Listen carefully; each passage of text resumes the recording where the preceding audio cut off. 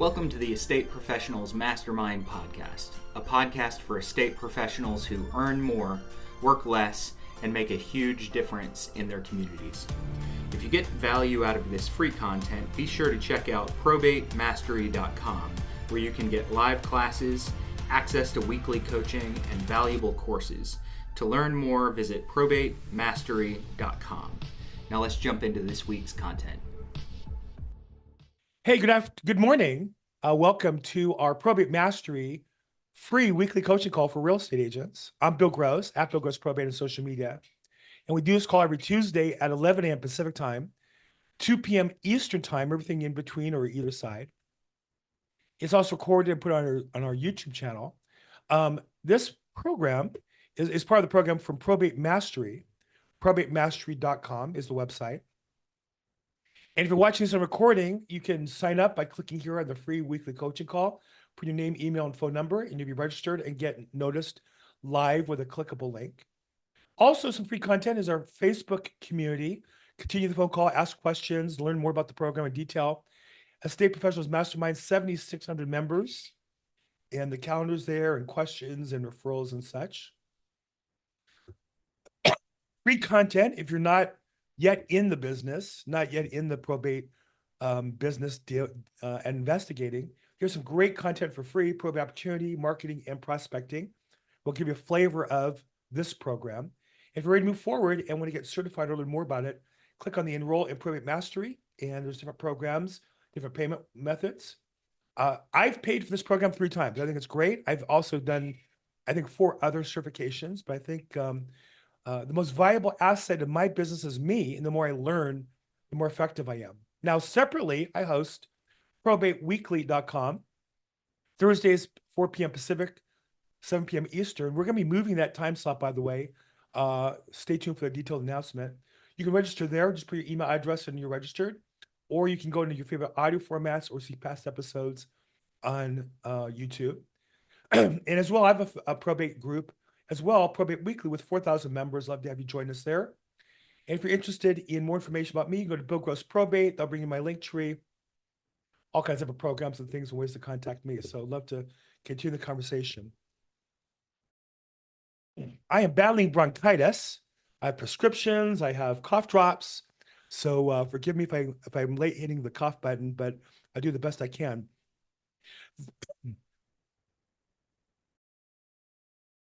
He said as you start coughing.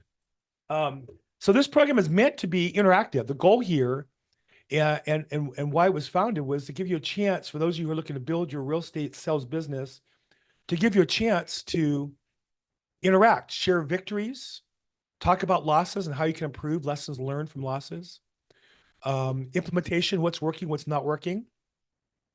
It's meant to be participants, so love to have you raise your hand, put it in the chat box, or just unmute yourself if you're brave enough to jump in. Love to have you continue conversations. One of the people on this call who I think is really involved in doing a great job, I want to bring your attention to, is Reine.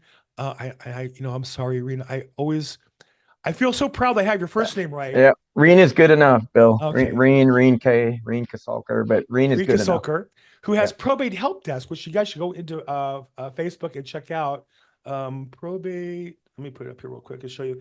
And I think what's exciting is to see somebody really taking, his own business by his hands. The amount of interaction on that group is fantastic. I just see, whenever I go to Facebook, I just constantly see people with questions and leads being posted and referrals and such. So you're just doing a great job there in comments and messages.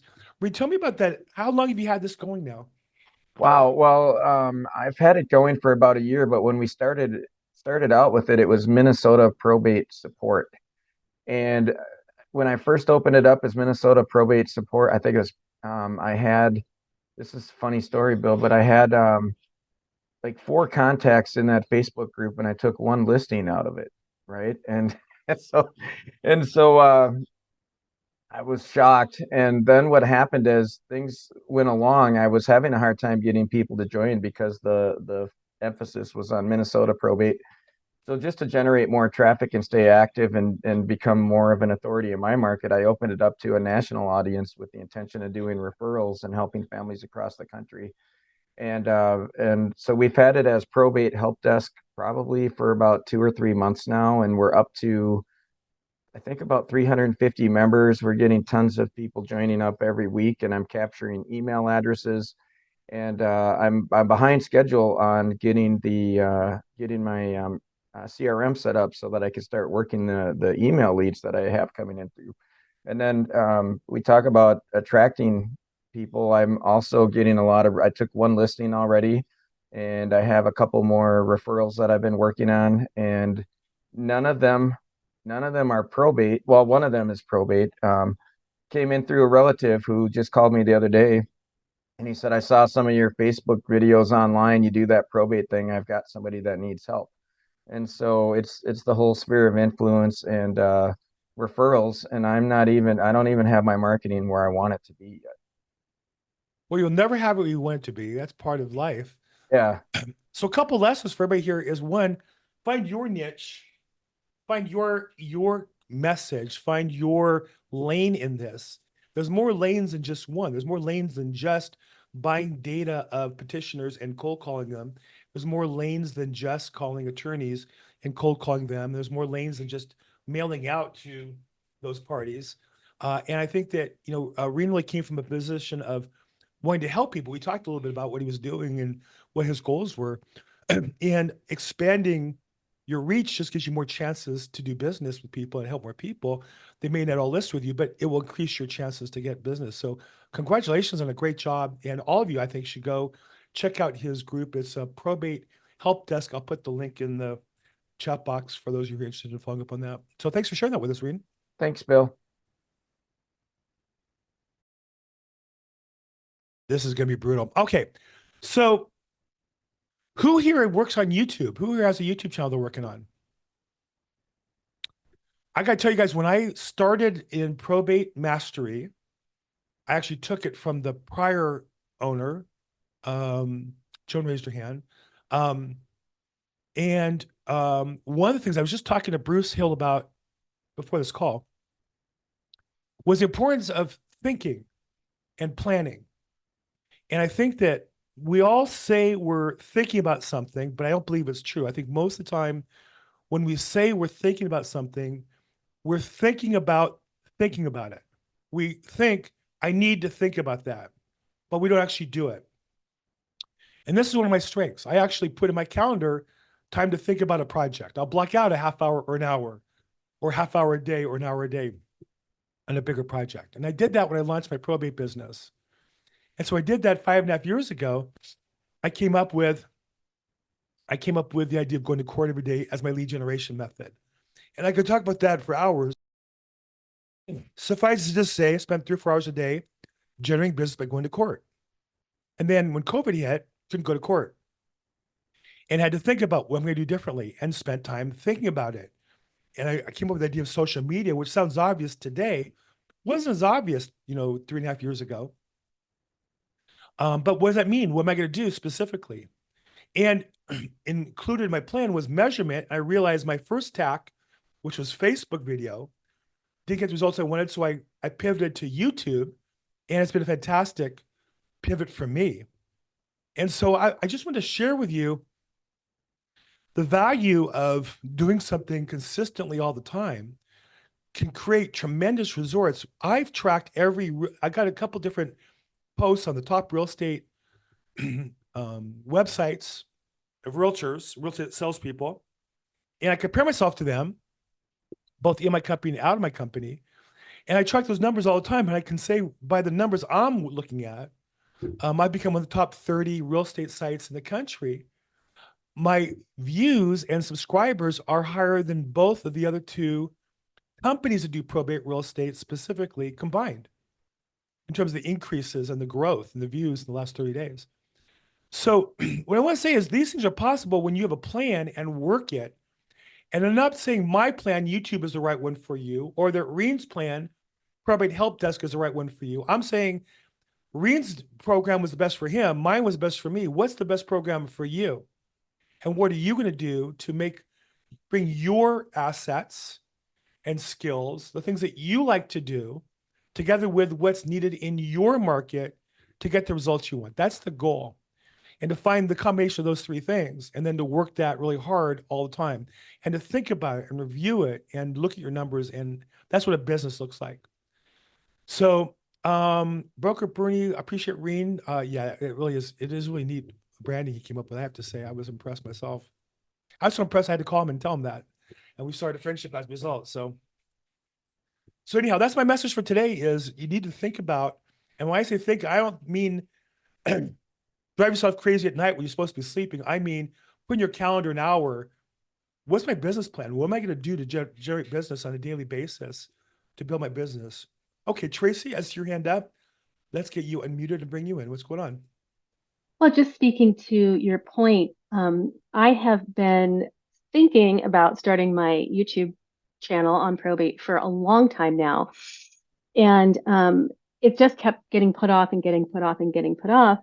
And I think what you said about there's so many different ways you can do it, for me, I found that it really had to speak to me personally for me to have the comfort level and the excitement to actually do it. So just in the last couple of weeks, I landed on a name. You know, the name of my podcast is The Family Home Journey. And I'm leaning more into the human side of it and what families go through, not only with all of the paperwork and everything, but emotionally after the loss of a loved one, and now also having to fold in settling an estate into all of that. And so I really think that in thinking about what you want your micro niche to be, think about who you are. You know, I was a massage therapist for 10 years before real estate because I love helping people. And if I see someone in pain, I want to go help them. Oh, there's the Facebook.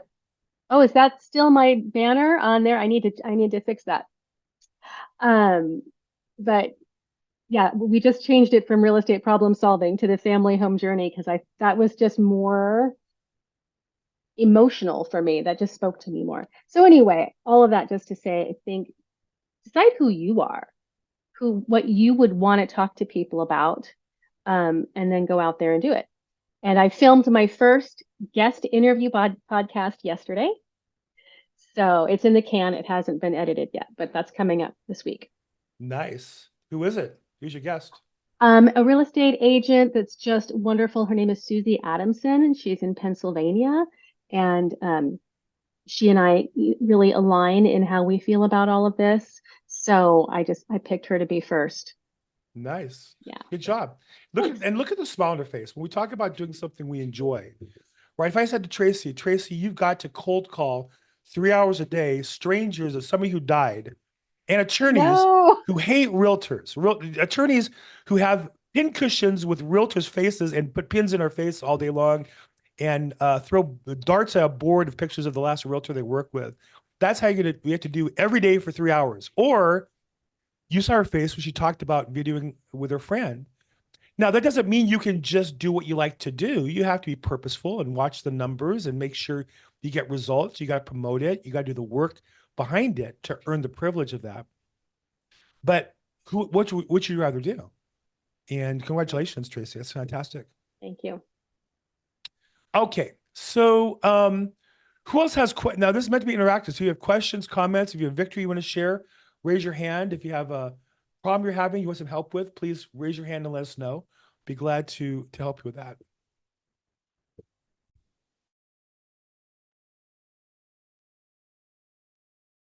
And then while we're waiting, just a couple announcements. We're going to be moving this call 1 or 2 hours earlier, either to 10 a.m. or 9 a.m. Pacific time in the next few weeks. Not finalized yet. We're still working it out. So if you have any preference, or if either one's a problem for you, if you have a conflict, feel free to put in the chat box. I'd love to get your feedback on that, moving this call. And really the main reason why is because I like to leave here by 11:30 to go swimming.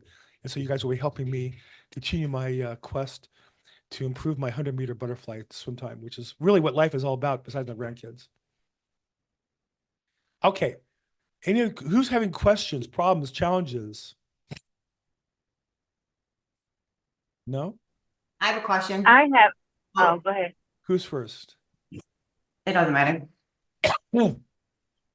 When If Go you're ahead, Sheri. if you're calling probate leads and they're not answering, are you leaving messages or are you just hanging up and calling back? What would a message to them look like? Let me ask you, Sheri, have you ever received a message from a cold caller and called them back? No, Ever? I can't say that I have. Have you ever gotten a message from a cold caller and said, wow, what a great service. I can't wait for them to call me again. When they call me next time, I'll gladly discuss with them whatever they want to talk about. Or is that, ugh, another cold caller? Um, I don't get a lot of cold calls coming in Okay. to probably answer that, but I mean, I listen to the messages, and if Wow. it's something that strikes my interest, I'll call them back. Like if it's funding, if they're funding real estate deals or something like that, that strikes my interest, I'll give them a call back and see what they're about. Okay. Pretty hyper focused. Okay. So here's my, no, look, there's no right or wrong answer. You need to track your own. The coaching I got when I was doing cold calling, and I use this day, is I hang up after the third ring before the fourth ring. And the reason why is to get to leave a message, it has to ring sometimes 4 to 7 times. Then you have to wait for their message. And the goal is to talk to people. So for all the messages you leave, might one or two call you back? Yes. My experience is more people call me back on missed calls because I can do a lot more missed calls than when I'm on one message. Now, you're in Michigan. What part of Michigan are you in? Are you in Metro Detroit? Are you in a suburban area or a rural area? No, I'm in West Michigan, on the west side of the state. So Which I'm like, means more rural or semi-rural? yeah, where I'm at particularly, yeah. Half hour for me is a bigger city. An hour and a half for me is even bigger. Grand Rapids has over 1 million people. What's the, how many leads do you get a month? About 40. Yeah. I just signed up with them and just got my first round of letters sent out, so it's time to start making the calls. I think you're going to find mathematically you're better off dialing through once, not leaving messages, dialing through a second time, and maybe leaving a message the third time to those you've not yet talked to, meaning presumably as you talk to them, you take them off your list one way or the other. And then just those that you've not got through, you might leave a message the third time. Okay, so I mean something like, hey, I wondering if you got my letter, and just kind of tell them what I do, and if they need any help, feel free to call back. It's always funny when I listen to coaches on that, because I listen to the calls, like all the leads and other places, and they talk as though people get your mail and remember it. Now I live in Los Angeles. We get a lot of mail. I don't remember any of it. So if anybody ever called me and said, "Do you remember mail you got a week ago?" It'd be, "Are you kidding me? Like, who the heck can remember the mail you get?" So I don't have any experience with that. Maybe the idea of saying, "Do you remember it?" is a way to put it in their mind that they should or something. I don't know the psychology behind that, but when I've cold called, I've always tried to get right to the point. Hey, I'm calling because I see you filed a petition to probate your home. I'm an expert in helping families like you through the process. Can I just ask you what the biggest challenge you're having is? And I want to get to a question to get them engaged as quickly as I can. Now, Bruce is really the expert on prospecting for probate, so I would take his coaching. But generally speaking, my theory is always just to get to a question quickly to get them talking, interacting. Okay? Does that help, Sheri? Okay. Really, Thanks so much. so what is Bruce's last name? Because there's so many people, I'm starting out, so like I'm hearing a lot of people's names. What is Bruce's last name? Bruce Hill is the proprietor of probatemastery.com. Okay. All right. Awesome. Okay.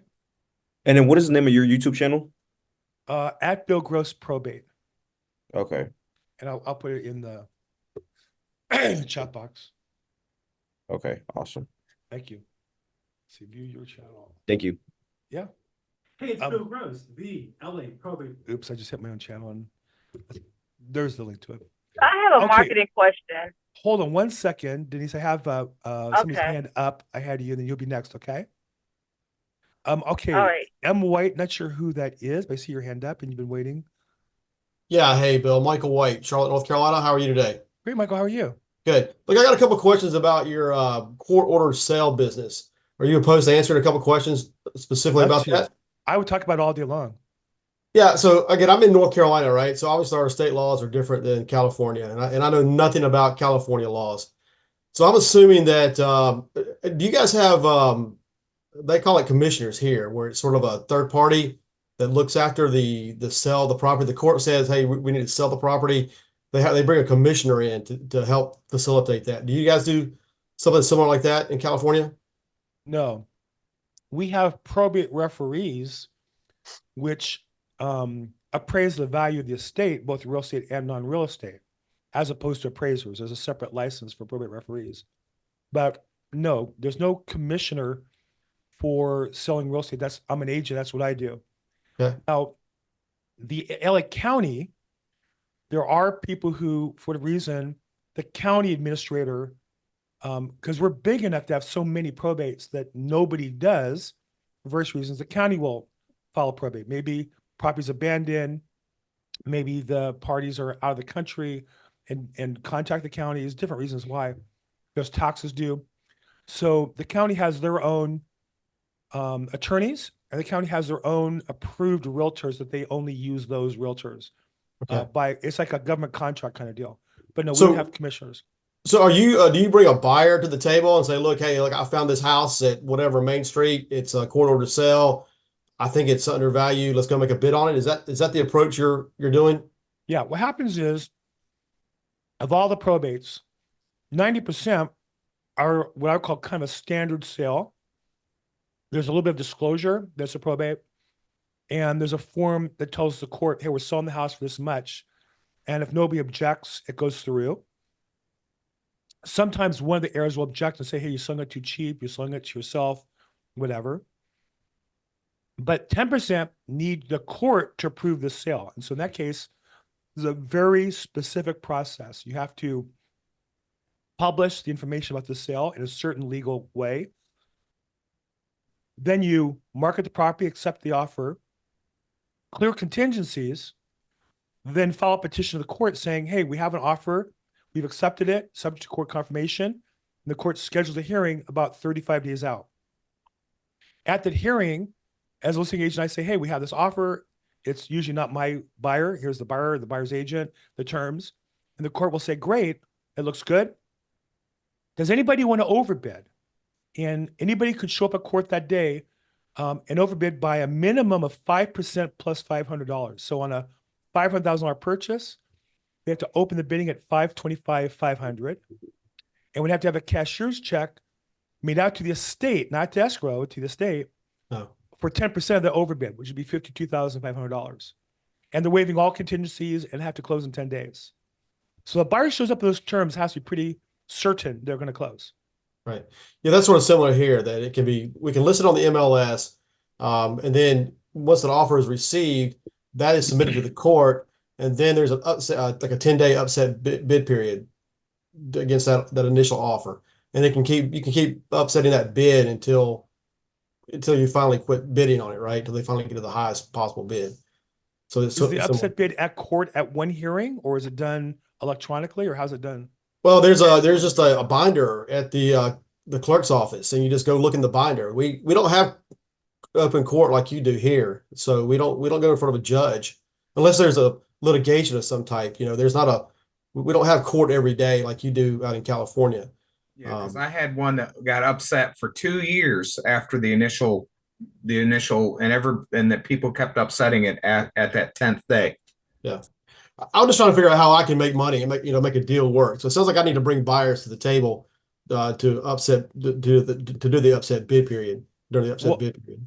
I've found a way in my county and several neighboring counties to find that list electronically, and then I have my virtual assistant research the properties, estimate the value, details, size, zoning, who the buyer is, who the buyer's agent is, who the listing agent is, and then I have a list of investors I send that out to regularly. And they'll raise their hand and say, hey, I like that property. Let's go bid on it. Yeah. So I will admit that, I used to do 15 a year of that type of bid when I was going to court every day. Now I only go to court when we're going to bid on one, and I go about once a month, and we win one every 3. So I've done about 4 a year for the last couple of years. I Right. mean, that's because I'm a little busier with other stuff, but it's a great business. I love that business because you meet investors, you really learn the process. So Right. So going back to the idea of the attorneys, working with the attorneys, I know you want to go. I want to go talk to the ones that I already know and work the existing ones to start with. And say I'm that 10 working on- times. Please say that 10 times. I'm just kidding. Yeah. Okay. So I guess the question is for those that I don't know, because I want to expand this database of attorneys that I don't know right now, and we're going to start a route system where we're go every like once a month to drop off something. Have you found your postcards to be somewhat beneficial to attorneys? I mean, is that a good way to? I mean, how beneficial would that be? You think investing in postcards to an attorney you haven't met? I've never done it. I do postcards to attorneys I know Yeah. only. That's just more of a reminder who I am, and hopefully they'll call me. But I've never done cold postcards to attorneys. I think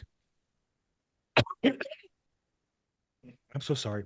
That's kind of why I go to court is meet the attorneys there, make a point of that. I've gone to attorney bar networking events for the section that does probate and trusts, but I've never done any cold postcard mail or anything like that. So I really can't answer that. All right, cool. Thanks. I will say what I do that is cold is I'll call them to interview them on my YouTube channel. Yeah, I figured they'd be pretty receptive to that, aren't they? They're Yeah. looking for the idea they're going to get exposure, I'm guessing. Yeah. So Especially now. Now they have a national platform, they all love it for sure. Yeah. I mean, it'd be a good conversation starter, right? Most real estate agents aren't doing that, so Right. it'd be a good way to get them on. Exactly. Yeah. And the ones I have don't have the views mine get because I've now built the platform. Like I said, I see you done a couple and got 3 and 5 views, but usually when I do, when I get 50 or 80, and we'll cut into pieces, and each piece will get another 5 or 10, and so we really get more exposure for you. Right. All right. Appreciate it, Bill. Thanks for answering the Thank question. you.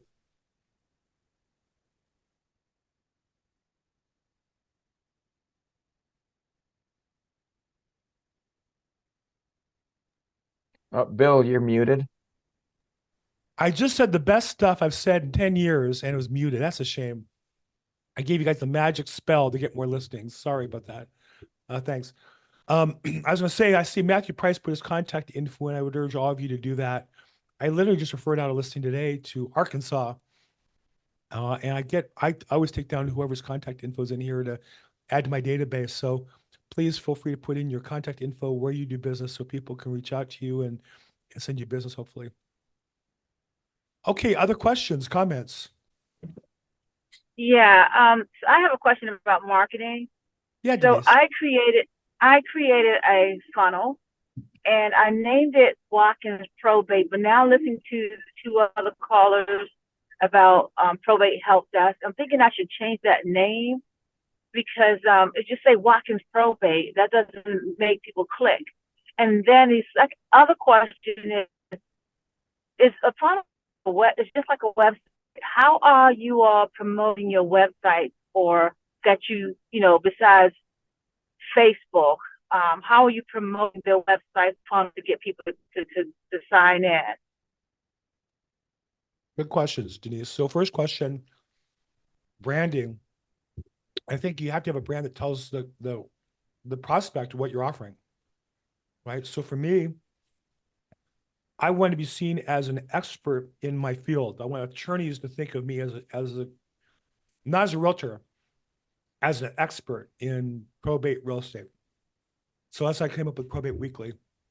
Probate Help Desk was phenomenal because it really just tells you what they're trying to do. We've had on here the Probate Nurse, I think also is another example of great branding. And what I always tell people is, get really clear on your value proposition and the branding will become obvious. Usually when people can't come up with a brand name, it's because they're not really clear on their value proposition. Once you're clear on your value proposition, the brand name will become more obvious to you. So I'd urge you to think about that. I mean, as I start off in the beginning, put an hour of time in your calendar and think about it. Your second question was also real good, which is how do you promote your website? Because I think, I see a lot of people who get pushed into creating a website, and then the natural upsell from the web developer is to sell, they'll sell SEO, and then eventually tell you need to pay for ads. And that can work. But it works for some, it doesn't work for others. It kind of comes and goes. It's a very volatile business. So for me, I made the decision to really focus on content. And so I do a lot of videos related to probate real estate, as well as interview people I want to prospect on my channel. I use that to drive traffic to my website and capture emails and contact info that way. So I hope that helps, Denise. Yeah. Thank you. Sure, thank you. Okay, other questions, comments?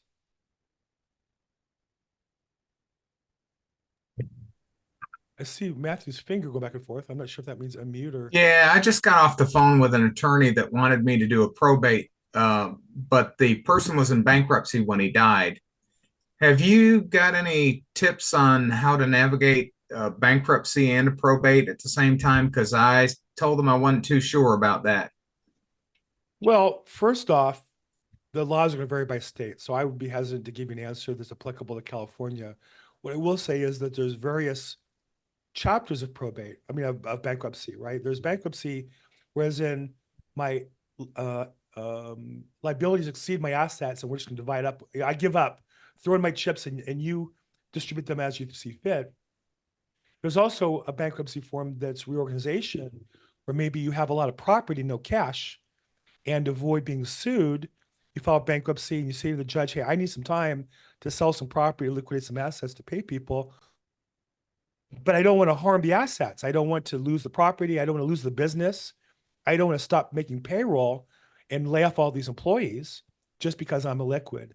And so whether it's a Chapter 7 or 11 bankruptcy would vary. I don't know the details of your case, but I would consult a bankruptcy attorney for that. Whatever assets are left would be probably the assets of the estate. Does that help? Hopefully. Yeah, this is 13 where they were on a repayment plan. So 13 is going to mean they have assets, right? They're making a payment because they're protecting something. And so right. My guess is you could do that in but I don't know whether or not the bankruptcy agreement survives the death of the decedent. That would be an interesting question. It may or may not. It may transfer from a bankruptcy to a probate where the administrator has the same opportunity. Just like a bankruptcy, a judge will protect the assets and stop foreclosures, stop creditors from seizing things that will unfairly hurt the estate. So again, I would consult the attorney in North Carolina. I'm going to have to talk to the attorney a little bit more in depth because the bankruptcy laws is federal, whereas the probate stuff is state. That's right. The federal would be what usurps everything else. Theoretically, but again, I think that the question I would have is when you file bankruptcy, it's like a contract. Does that contract survive your death or not? Most contracts don't. So if you're in escrow to sell a house and you die, the contract is invalid, at least in California. I don't know about other states.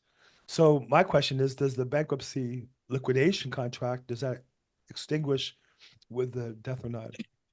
Good point. And that might be a state law over usurping it. So I don't know. Okay. Reine's got his hand back up. What's going on, Reine? This was a question on that topic. I was having a conversation with someone about this just last week, and this came up. The question is, and I think I know the answer, but I'm not certain. Can an estate or a personal representative file bankruptcy on behalf of the estate in order to stop the foreclosure process, or do you lose the opportunity to file for bankruptcy once the person has passed, and really the probate process is almost the same thing? So I've had experience with that. In probate California, you can the judge has the power to stop foreclosures or seizure of assets. So you don't need to file bankruptcy.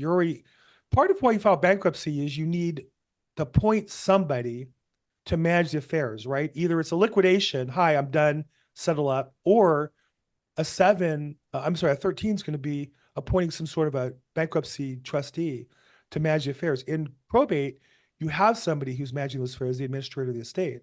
some sort of fiduciary. So you don't need to file bankruptcy. You would simply have the bankruptcy. I mean, the probate court would, at least in California law, protect from foreclosure. It happens all the time. So again, I don't know, Wisconsin law and other states. I suspect it's the same thing, that once you've opened a probate, now the court has the jurisdiction to make the same kind of decisions that bankruptcy court might. Obviously, the laws are different, and they can't work out maybe the same Chapter 13, but they certainly have the ability to negotiate debt and payment plans and all that. I've seen all that done in probate court. Good question.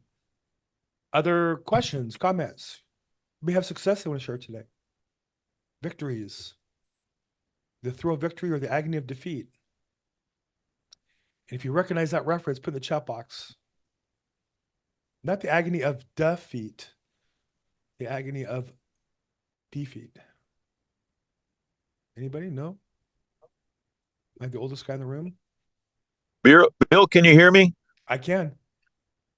It's Rodger Lisi in Fayetteville, Arkansas. I've had several experiences with probate, but not with foreclosure and bankruptcy. I've had foreclosure and bankruptcy experiences. I think your discussion was well couched and brings up the questions. It's going to wind up in federal court bankruptcy, and the bankruptcy trustee, somebody has to be responsible for that. So it's somebody either in the organization, if it's a company, or the individual, some heir is going to be doing it. I think it's going to basically be pulled over into bankruptcy. And then the bankruptcy, like you have mentioned, what happens to the descendancy? Is it go to who gets what, but bills are going to get paid as a result of that? So it's an interesting situation. I think you handle the question very well in what we're doing.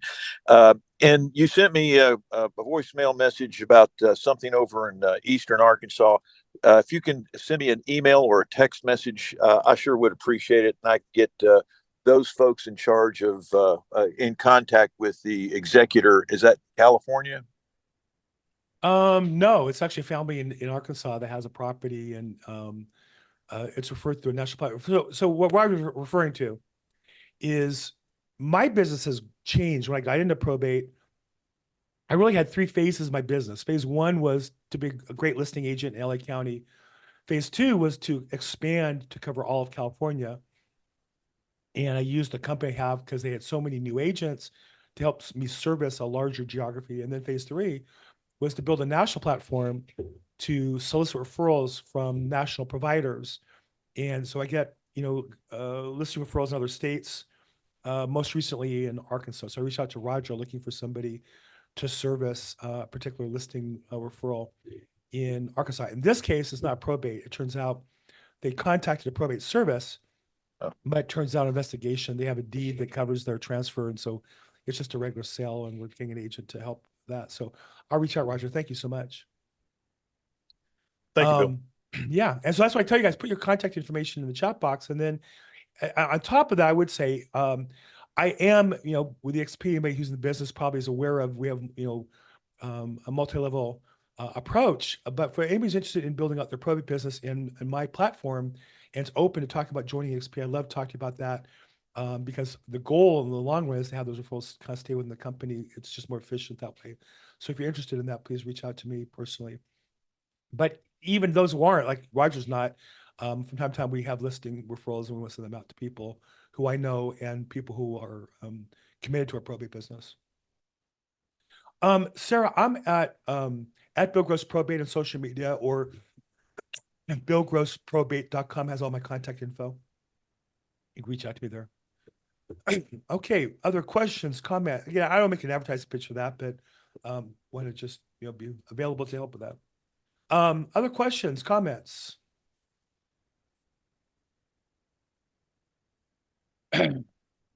Anybody have any other questions or comments?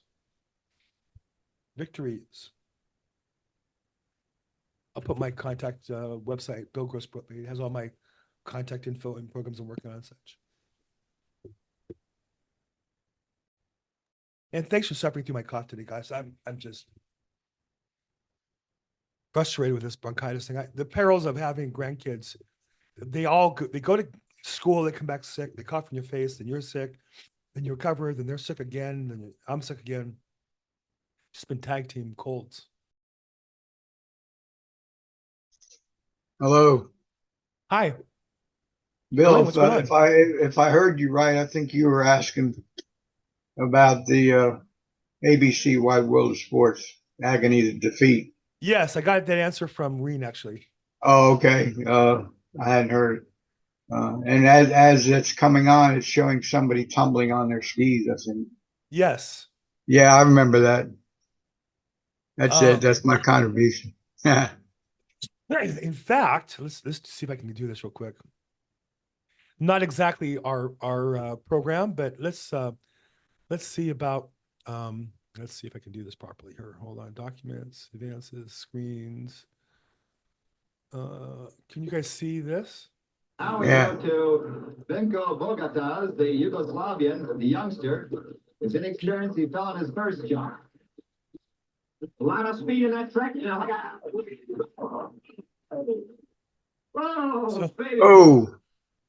So for anybody who remembers watching the Wide World Sports, that was the opening scene from the Wide World Sports. In fact, there was a song behind that, but I didn't catch that part.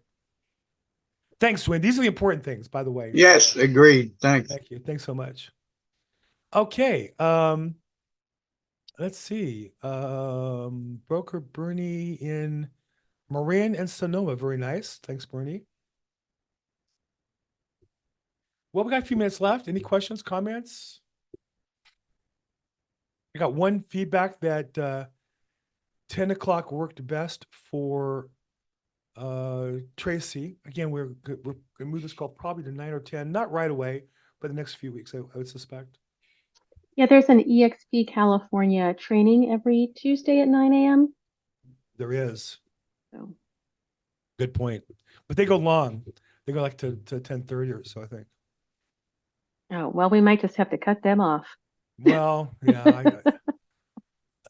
Yeah, that's the state meeting. And it is recorded. So. Yeah, oh, is it? I need to learn how to get to those recordings then. Yeah, definitely. Okay, let's see. I got a couple of hands up here. Let me bring in those people.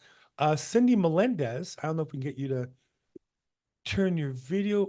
Oh, I lost you there. Where'd you go? Cindy Melendez. You put your hand down. Okay, well, let's see. Jim Stewart.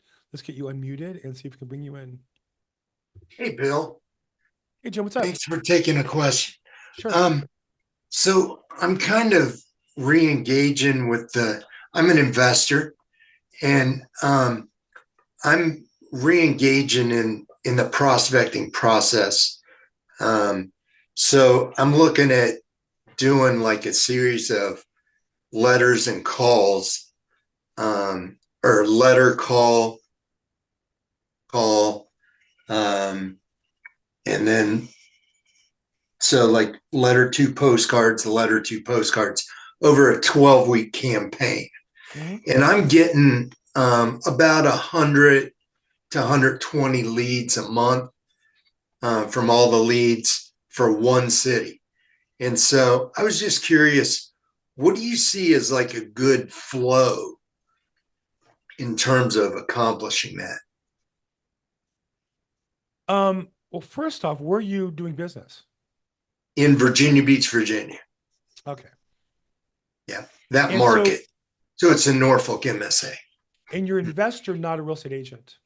That's correct.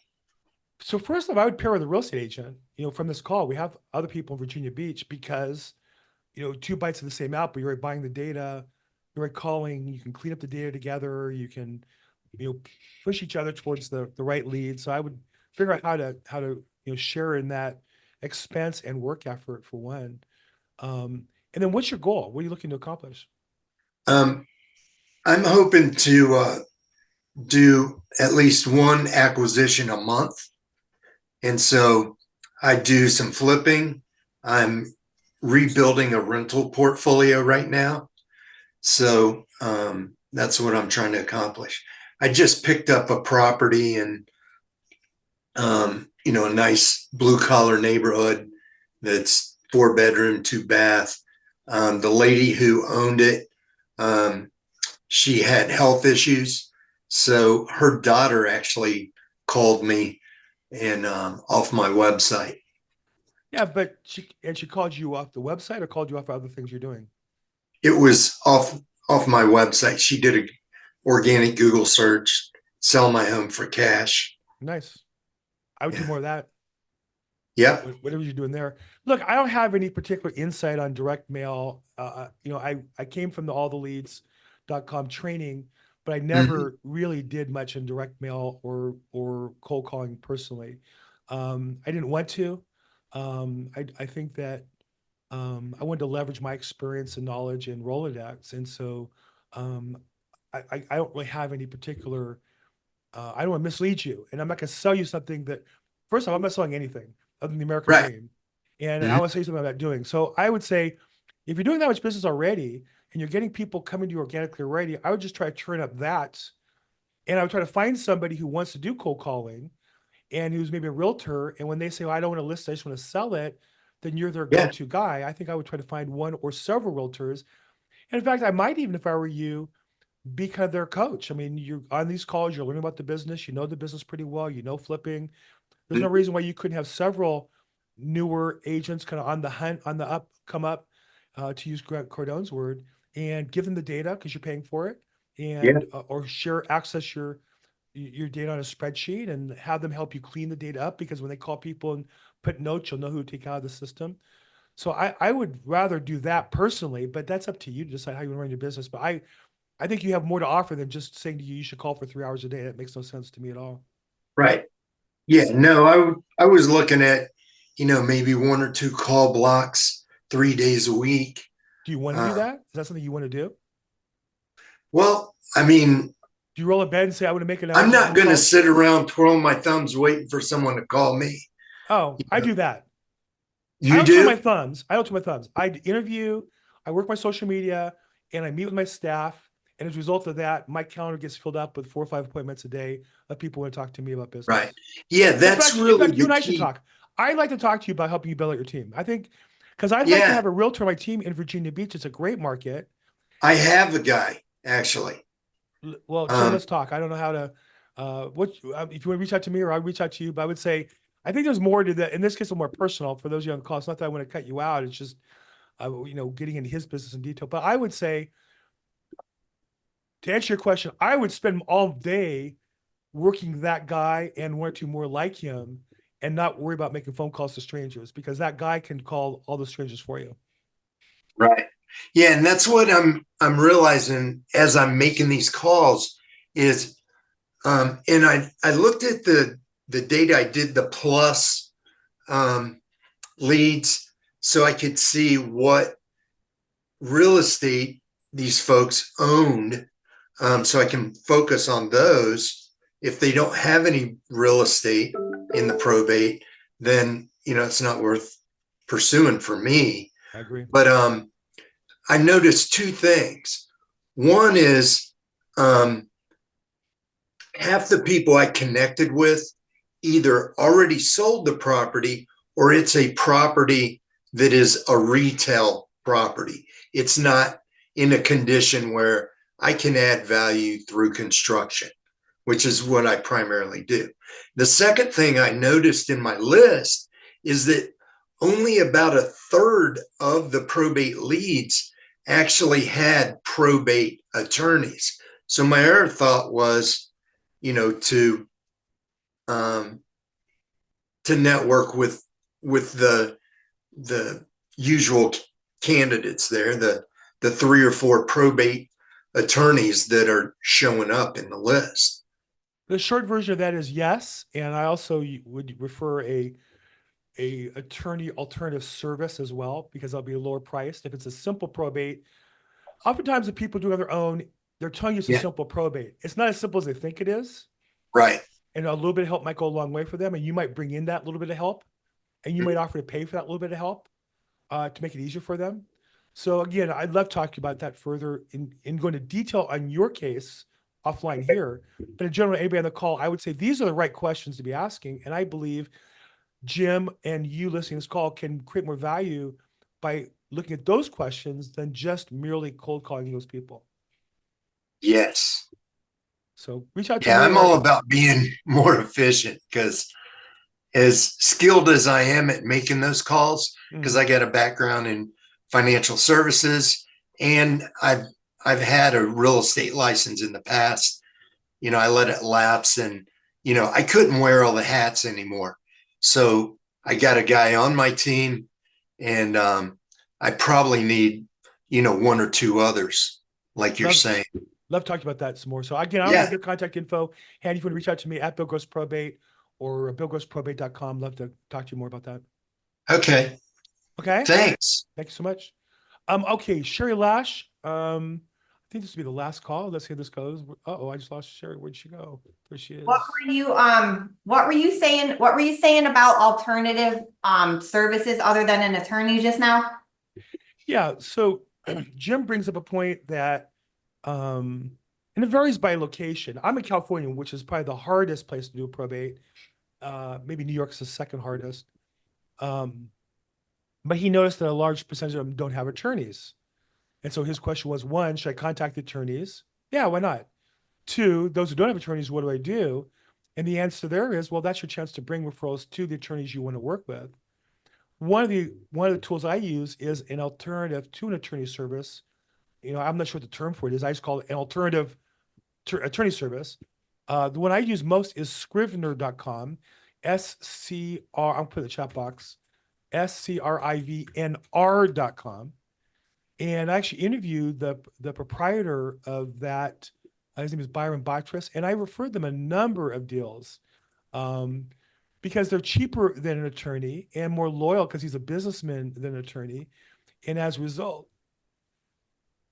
I get referrals. And in fact, I'm working with him on him helping him build out his national platform of real estate agents. My interview with Byron from Scrivener. I'm sorry, I'm just typing this in the chat box because I don't have a production crew to help me. That's an interview I did with him. It describes the service a little bit and we get a chance to meet him. But the advantage for you as a realtor is rather than just saying an attorney, it's alternative. It's much cheaper. Typically, they'll charge half or a third of what the attorney. Most people have no clue that in 2023. Anyhow, so there you go. So hopefully that'll help you. And I have one other question. You know, we're offering all these different services at, you know, referring them to estate people and all this. So we're doing all this back end work. So where does it come in that we get paid, or we're just doing all this in the hopes that we're going to be able to offload their house for them? Well, two things. I would say philosophically, my first coach was Ziglar, and he said, you can have anything you want in life if you help enough other people get what they want. Yeah. And so if you're not getting enough business, it's probably because you're not helping enough people. And that doesn't mean, you know, add one or more people you help and you get one or two more deals. You might need to help 50 people to get one or two more deals. Mm-hmm. I remember I launched my podcast, people would ask me, well, why are you doing this? How do you make money on it? And I said, I don't know, but I know if I help enough people, I'll make more money. And I've made more money than I imagined in the last 5 years. Mm-hmm. And literally Google sends me a check every month. Not a big one, but I get a check from Google every month. So I get that on other aspects of like real estate business, such as reaching out to like other people that are in the business and just helping them and hoping that it comes back around eventually. But in this case, I'm helping my prospect who is struggling with a probate and their forms aren't done right, and they got rejected, and their hearing was rejected, and I'm bringing in a service that will help them get appointed so they can sell the property. So it's really more about my job and helping them get to where they can sell the house more easily, which is what I want to do. Gotcha. Okay. No. Thanks. Okay, I think I answered all the questions. We're coming up on the top of the hour, so I think we're going to cut off here unless there's any burning issues. I don't see any burning issues in the chat box, any hands raised, or anybody jumping in. So we'll wrap up here. Again, this is Probate Weekly. I'm sorry. Bill, I think this cold medicine's getting in my head here. This is Probate Mastery. We do this every Tuesday, 11 a.m. Pacific time, 2 p.m. Eastern time. And you can join the weekly call here, free weekly coaching call at probatemastery.com. And just fill out the information, name, email, and phone number, register, and you'll get reminders every week to join in live in the Zoom call. You can continue the conversation on our Facebook community by clicking here, and you'll get to the estate